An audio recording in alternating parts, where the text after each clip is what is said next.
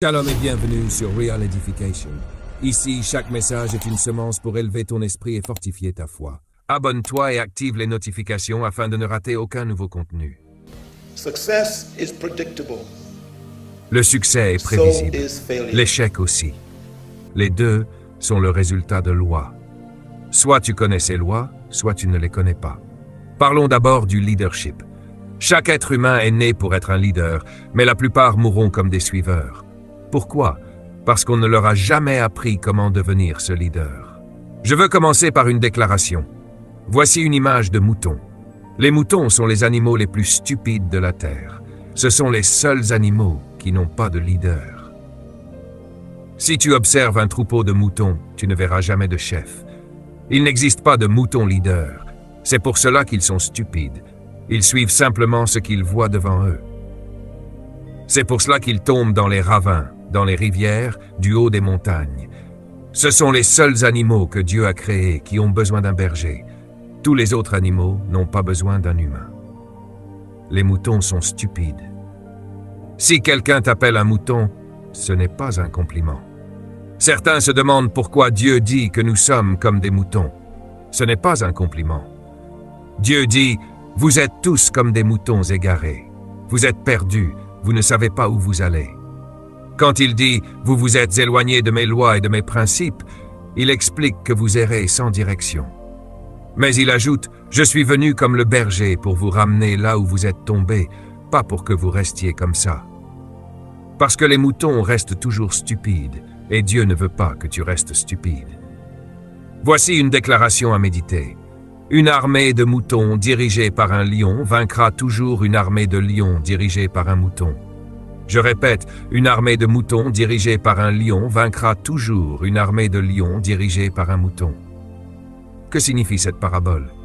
Elle signifie que le leadership détermine tout. Le leadership détermine la qualité des suiveurs, leur mentalité, leur moralité, leur attitude, leur engagement et leur destinée. Tu ne peux être qu'aussi bon que ton leader. Si ton leader cesse de grandir, tu cesseras de grandir. S'il cesse de s'élargir, l'organisation cessera de s'élargir. Tu ne peux pas aller plus loin que ton leader. Jésus a dit, si un aveugle guide un aveugle, ils tomberont tous les deux dans le fossé. Il parle de ta destinée. Il nous dit qu'on peut avoir un titre, une position, du pouvoir et pourtant être aveugle. Ne sois jamais impressionné par les hautes positions. Ce n'est pas parce qu'une personne est élevée qu'elle sait où elle va. Je travaille personnellement avec des chefs d'État.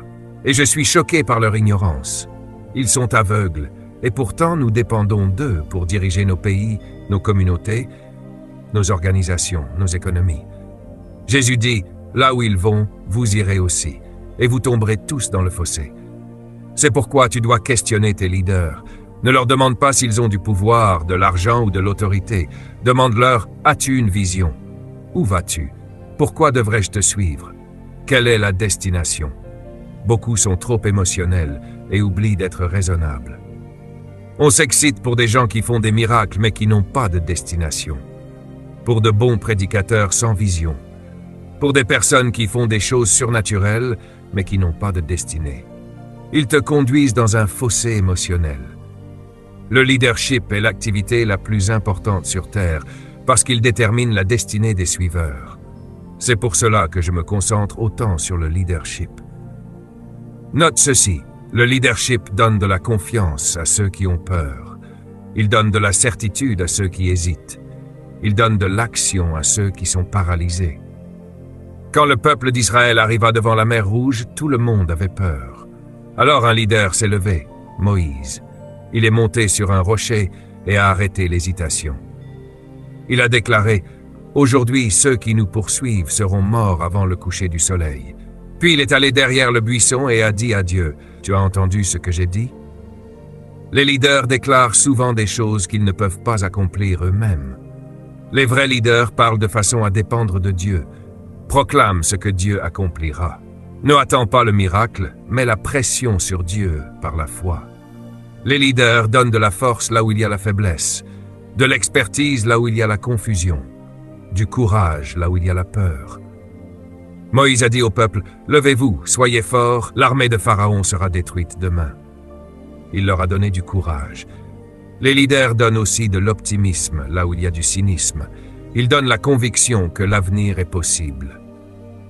Ce matin, on m'a parlé du budget de cette conférence. La plupart des leaders n'ont pas d'argent, ils ont une vision, et ils comptent sur Dieu pour pourvoir aux besoins. Cet homme a cru que cette rencontre était possible. Il a réservé l'hôtel avant même que les gens ne s'inscrivent. L'hôtel lui a dit « Chaque chambre non remplie, tu la paieras ». Il a signé en espérant que vous viendriez. C'est ça, le leadership. La foi, c'est croire en quelque chose qu'on ne voit pas encore et agir comme si c'était déjà réel. Les leaders créent l'engagement chez les autres pour poursuivre une stratégie et atteindre le succès. Ils motivent les gens à s'investir dans un avenir qui n'est pas encore arrivé. Note ceci, les leaders conçoivent le futur. Pourquoi es-tu né? Tu es né pour changer le monde. L'état actuel du monde n'est pas ce que Dieu veut. Il ne veut pas que tu te plaignes. Il veut que tu coopères avec sa volonté. Il ne veut pas que tu sois déprimé. Il veut que tu conçoives l'avenir de ta communauté. Un leader donne finalement l'espoir et la foi. L'espoir, c'est donner aux gens une raison de croire que ce qu'ils traversent est temporaire. Rien de ce que tu vis n'est permanent. Tu vas vers un endroit meilleur. C'est ça, le leadership. Je te dis ce matin que 2014 sera une meilleure année pour toi. Si tu le crois, applaudis et remercie Dieu maintenant.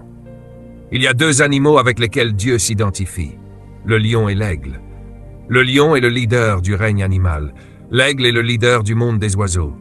Dieu dit « Je suis comme l'aigle, je te porterai sur mes ailes, je secouerai ton nid pour te faire grandir. » Et Dieu dit aussi « Je suis comme le lion. » Jésus n'est pas le chien de Judas. Il n'est pas l'oiseau de Judas. Il est le lion de Judas. Le lion représente le leadership. Et c'est de ce leadership que je veux te parler maintenant. Tout d'abord, le lion n'est pas l'animal le plus grand de la jungle. Il n'est pas le plus fort. Il n'est pas le plus puissant. Il n'est pas le plus intelligent. Et pourtant, le lion est le leader. Dis à ton voisin, il y a de l'espoir pour toi. Le lion annule toutes tes excuses pour ne pas devenir un leader. Il annule l'idée que tu dois être fort, intelligent, grand, puissant. La plupart des animaux de la jungle sont plus grands que le lion, plus forts que le lion, plus puissants que le lion, plus intelligents que le lion. Et pourtant, quand le lion arrive, tout le monde devient nerveux. Donc clairement, la force ne fait pas le leader. La puissance ne fait pas le leader. L'intelligence ne fait pas le leader. Alors qu'est-ce qui fait du lion un leader? J'ai découvert une chose simple, l'attitude. Écris-le. Attitude. Dis-le fort. Dis-le encore plus fort. Tu es exactement ce que tu es à cause de ton attitude. Alors, qu'est-ce que l'attitude et d'où vient-elle? La réponse est en un mot, la croyance. L'attitude est le produit de la croyance. Ce que tu crois crée ton attitude. Si tu es timide, peureux, déprimé, triste, si tu as peur d'oser, c'est à cause de ton système de croyance. Le lion a un système de croyance qui fait de lui un leader. Il croit qu'il peut manger un éléphant. L'éléphant est 180 fois plus grand que le lion, 800 kilos plus lourd et bien plus intelligent que lui. Il est plus grand, plus fort, plus puissant. Et pourtant, le lion s'en fiche. Pourquoi? À cause de son système de croyance. La croyance produit une troisième chose, la confiance. Quand une personne est confiante, c'est à cause de ce qu'elle croit. Elle croit en sa capacité à accomplir sa mission. C'est pour cela que Moïse avait autant de confiance. Il croyait ce que Dieu lui avait dit dans le buisson ardent. Quand il a vu la puissance de l'Égypte, la civilisation la plus forte de l'époque, il n'a pas eu peur. Il a dit à Pharaon, « Laisse partir mon peuple ». D'où venait cette confiance? De sa croyance. Et sa croyance venait de Dieu. Son attitude a fait de lui un leader. Tu es exactement ce que tu crois. Regarde cette photo, je l'ai prise moi-même. Je voyage en Afrique au moins 4 fois par an et j'adore aller dans les parcs animaliers. Mes meilleurs amis sont les lions. Ils m'enseignent comment diriger mes entreprises, comment être un bon pasteur, comment gagner de l'argent, comment former les jeunes, comment développer les gens, comment conseiller les gouvernements. Regarde ce lion. L'éléphant est juste à côté de lui et il ne bouge pas. Regarde ses yeux. Tu sais à quoi il pense? L'éléphant, c'est la puissance, la force, le poids, l'intelligence. Et le lion regarde tout ça et pense à un seul mot, déjeuner. Le lion voit l'éléphant comme un repas. C'est ça, la mentalité d'un leader. Un leader regarde un problème, un défi, un obstacle et il dit « on peut gérer ça, on peut réussir ça, on peut accomplir ça ». Il transforme les problèmes en opportunités. Dieu a fait la même chose. Il a vu un monde rempli de péchés, de souffrances, de maladies, de ténèbres, et il a dit « réglons ça ». Il n'a pas envoyé 10 000 personnes, il a envoyé une seule personne, Jésus. Jésus a regardé le problème du monde et a dit « car Dieu a tant aimé le monde qu'il m'a envoyé ». Pourquoi ? Parce que c'est le déjeuner. Puis il dit comme le Père m'a envoyé, moi aussi je vous envoie. Ton pays est peut-être musulman, hindou, athée ou sans Dieu. Et Dieu dit, retourne chez toi et mange. Tu as la capacité de changer ton pays. J'ai reçu des distinctions dans plus de 80 pays. J'ai conseillé des rois, des présidents et des gouvernements.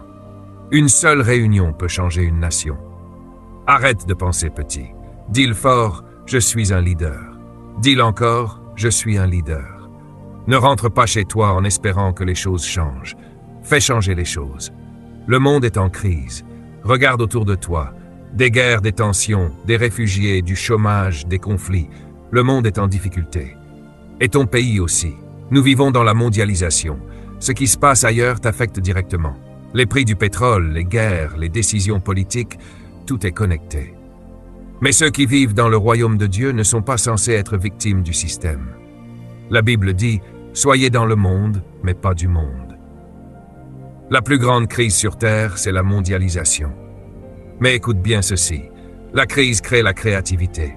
Le meilleur moment pour entreprendre, c'est pendant une crise. La crise crée des opportunités. Ceux qui les voient deviennent prospères. Le royaume de Dieu ne craint pas la crise. Il se nourrit de la crise. Tous les miracles de Jésus sont nés d'une crise. Sans crise, pas besoin de miracle. Dis à ton voisin, cherchons des crises pour créer des miracles. Moïse n'aurait jamais été célèbre sans crise. Élie, Josué, Daniel non plus. Daniel est devenu célèbre à cause des lions. Les 3 jeunes Hébreux à cause de la fournaise. Peut-être que tu n'es pas encore célèbre parce que ta crise n'est pas encore arrivée. Dis à ton voisin, je marche vers la grandeur. Et quand tu rentreras chez toi, je te promets une chose. Il y aura un éléphant à l'aéroport. Jésus nous a promis des crises. Je cite Jésus, « Tous ceux qui veulent vivre selon Dieu en Jésus-Christ souffriront des persécutions. » Il y aura des éléphants. La crise produit le business. Je le répète, la crise produit le business. C'est pour cela que la Chine est en train de dominer le monde. Beaucoup ne comprennent pas la Chine. En chinois, il n'existe pas de mot pour crise. Le mot qu'ils utilisent signifie opportunité. Eux, ils disent opportunité. Dis-le comme les Chinois. Opportunité. Opportunité. La Chine progresse dans ton pays parce que toi tu dis c'est une crise et eux disent c'est une opportunité. Leurs croyances créent leur attitude. Arrête de maudire les crises. Accueille-les comme des amis. Rentre chez toi et cherche une crise, parce que le business, c'est résoudre des problèmes. Écris-le, résoudre des problèmes. Tu ne peux jamais créer un business s'il n'existe aucun problème. Chaque entreprise résout un problème. Même vous, les pasteurs, vous êtes dans le business. Vous résolvez un problème. Les gens vont en enfer. Ils viennent à l'église pour apprendre comment éviter l'enfer. C'est un problème, et vous le résolvez. Plus vous résolvez bien le problème, plus les gens donnent. Et quand vous ne le résolvez plus, ils changent d'église. Chaque business est un problème résolu. Note ceci, les citoyens du royaume grandissent en temps de crise. C'est pour cela que Dieu t'a envoyé à cette conférence. Tu étais sur le point de t'effondrer sous la pression de la crise. Tu étais sur le point de rater la plus grande opportunité. Rentre chez toi et lance une activité. Tu n'es pas un mouton, tu es un lion. Cherche des éléphants, pas de l'herbe. Écris ceci, la clé du succès en temps de crise, c'est la crise elle-même. Jésus avait 5000 personnes avec lui en Galilée. Ils étaient assis dans l'herbe depuis 3 jours et la nourriture a manqué. C'était une crise. Jésus n'a pas dit « renvoyez-les chez eux ». Il a dit « nourrissez-les ». Autrement dit, voilà une opportunité de démontrer quelque chose. Pierre a dit « Maître, nous pouvons les nourrir ». Cela signifie qu'ils n'étaient pas pauvres.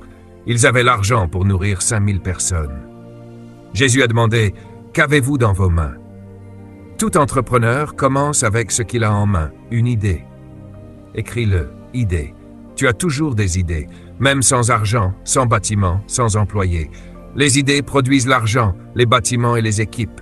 Quand Jésus a demandé « Qu'avez-vous » ils ont répondu « Tout ce que nous avons, c'est… » Mauvaise réponse. Ils auraient dû dire « Tout ce que nous voyons, c'est… » Écris ceci.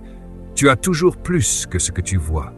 Si j'ai une graine dans ma main et que tu me demandes ce que je vois, tu diras « une graine ». Mais c'est faux. Dans cette graine, il y a un arbre. Dans l'arbre, il y a des fruits. Dans les fruits, il y a des graines. Dans les graines, il y a des arbres. Et dans ces arbres, encore des fruits. Donc, dans ma main, je n'ai pas une graine, j'ai une forêt. Dieu ne donne jamais le fruit, il donne la semence. Il te donne toujours plus que ce que tu peux voir. Il faut une vision d'entrepreneur pour voir une forêt dans une graine. La crise existe à cause de la cupidité. Jésus dit dans Marc 7, 22 que les problèmes viennent du cœur humain.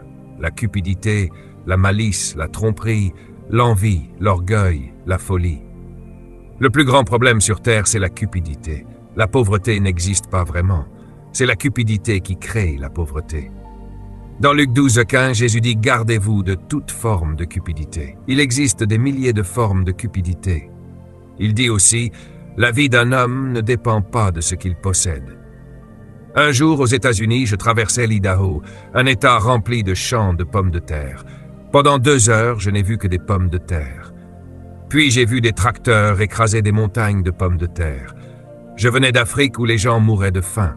Et ici, on détruisait la nourriture. Pourquoi? Parce qu'il y en avait trop sur le marché et que les prix baissaient. La cupidité. Pourquoi ne pas envoyer cette nourriture dans les pays qui en ont besoin? Parce qu'il fallait maintenir les prix. Certains pensent que le diable est la racine du mal. Mais Dieu dit autre chose. Il dit « L'amour de l'argent est la racine de tous les maux ». Jésus dit qu'il n'y a que 2 maîtres, Dieu et l'argent. Pas Dieu et le diable. Dieu et l'argent. Tu ne peux pas servir les deux. Et c'est pour cela qu'au milieu de la louange, quand on parle d'argent, tout le monde devient nerveux. Je t'aime, Seigneur, mais ne touche pas à mon portefeuille. Moi aussi, j'étais comme ça. Mon pays, les Bahamas, était pauvre autrefois. Aujourd'hui, c'est l'un des plus prospères. Nous avons appris à donner. Si tu manges la semence, tu manges une forêt. Mais si tu plantes la semence, tu sécurises ton avenir. L'argent, c'est une matière que tu peux soit consommer, soit multiplier. Il y a 3 types de personnes ici, mais je vais m'arrêter là. Dis à ton voisin, je suis un lion. Si tu es un mouton, va t'asseoir ailleurs. Que les lions applaudissent. C'est un bon matin pour manger des éléphants. Jésus a dit que l'ennemi numéro 1 de Dieu n'est pas le diable, c'est l'argent. Si tu ne contrôles pas l'argent, il te contrôlera. Et tu deviendras cupide, tu deviendras une partie du problème. Je t'ai dit que le business est le résultat de la crise. C'est aussi la manière dont Dieu te prépare à la promotion. Alléluia, je suis excité, pardon. Je le répète, chaque fois que Dieu permet une crise, il prépare la promotion de son peuple. Écris-le. La crise est une préparation à la promotion dans le royaume de Dieu. En ce moment même, alors que le monde est troublé, déprimé et confus, l'Église devrait être positionnée pour la promotion. C'est maintenant que le royaume doit émerger. La demande pour mes services à travers le monde n'a jamais été aussi élevée. Chaque jour, des gouvernements m'écrivent. Je n'ai pas assez de jours dans ma vie pour répondre à toutes les demandes, et ils me paient. Je suis devenu précieux. La crise produit la promotion. Laisse-moi te le prouver avant de conclure. Dieu permet la crise pour tester ta gestion. Quand un problème surgit, Dieu te regarde 2 fois plus attentivement. Il se lève et dit « Voyons ce qu'il va faire maintenant. Voyons s'il va vivre ce qu'il proclame. » Toutes ces louanges que tu chantes, Dieu dit « Je vais permettre une crise pour voir si tu crois vraiment ce que tu dis. » Mon Dieu peut tout faire. Très bien, voici une crise. Mon Dieu est puissant? Très bien, voici un problème. Il y a des crises causées par les hommes, mais il y a aussi des crises créées par Dieu. Les crises sont conçues pour la promotion. Regarde cela dans Genèse 41, 32. Dieu donne un rêve à Pharaon, 7 vaches grasses et 7 vaches maigres. Pharaon appelle tous ses experts, mais aucun ne peut interpréter le rêve. C'est exactement la situation de nombreux gouvernements aujourd'hui. Ils ne comprennent pas leur propre crise. Écoute-moi bien. La solution est en prison. La solution est enfermée. Elle est dans ta maison. Et ils ne t'ont pas encore trouvé. Tu ne peux pas imaginer qu'un prisonnier devienne Premier ministre. D'abord, il faut sortir de prison. Ensuite, changer de réputation. Puis changer d'environnement. Changer de relation, changer d'image. De prisonnier à Premier ministre. Je prophétise maintenant. Dans 12 mois, tu seras promu de manière miraculeuse. Et personne ne pourra l'empêcher, au nom de Jésus. On t'a dit qu'il faut 10 ans de préparation. Dieu dit non, 10 mois suffisent. Tu deviendras la solution à un problème, et cette solution te propulsera. La Bible dit que le rêve a été donné 2 fois à Pharaon parce que la chose était fermement décidée par Dieu. Dieu dit, il y aura une crise économique en Égypte, et je suis derrière cela. Pourquoi? Parce que quelqu'un est en prison et a besoin d'être promu. Toutes ces crises mondiales, les prix du pétrole, le chômage, les entreprises qui ferment, les gouvernements confus, Dieu dit c'est passionnant, je me prépare à promouvoir mon peuple. Dis-le promotion. Quand tu auras un moment aujourd'hui, sors, regarde le ciel et dis « Dieu, je suis prêt pour ma promotion ». Répète-le, je suis prêt pour ma promotion. Tu seras promu au milieu de la crise. Ne maudis jamais une crise. Tu n'appartiens pas au système. Ton Père contrôle le système. C'est une mise en place pour ton élévation. C'est une mise en place pour ta promotion. Joseph a réussi à cause d'une crise. Moïse aussi. Je dois conclure, merci de m'avoir écouté. Restez assis, les lions sont disciplinés. Les lions sont disciplinés, c'est pour cela qu'ils sont des leaders. Premièrement, les lions ne fréquentent pas n'importe qui. Les leaders choisissent leur entourage. Deuxièmement, les lions marquent leur territoire. Quand un lion marque un territoire, il dit « Ne viens pas ici ». Avant de quitter cet endroit, je veux que tu marches mentalement sur ton territoire et que tu le marques spirituellement. C'est à moi. Les lions ne se soucient pas de ceux qui occupent déjà le territoire. Certains bâtiments qui t'appartiennent vont être libérés. Des propriétés vont être données au nom de Jésus. Enfin, quand un lion voit un éléphant, il n'attaque pas immédiatement. Il émet un son sur une fréquence que seuls les autres lions entendent. Un éléphant n'a pas peur d'un lion seul. Mais quand les lions se rassemblent, l'éléphant est en danger. C'est pour cela que tu ne pouvais pas rester loin de cette rencontre. Les lions sont réunis. Et quand ils attaquent, ce sont les lionnes qui attaquent en premier.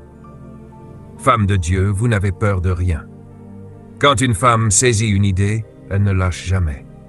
C'est ça le leadership. Cela coûte cher. Et cela en vaut la peine. Quand je marche à travers la vallée de l'ombre de la mort, je ne crains aucune preuve de la présence du Saint-Esprit dans une vie est la puissance. Votre vie doit être contrôlée par ce qui est bénéfique. Ne pleurons jamais lorsque nous sommes confrontés à des défis.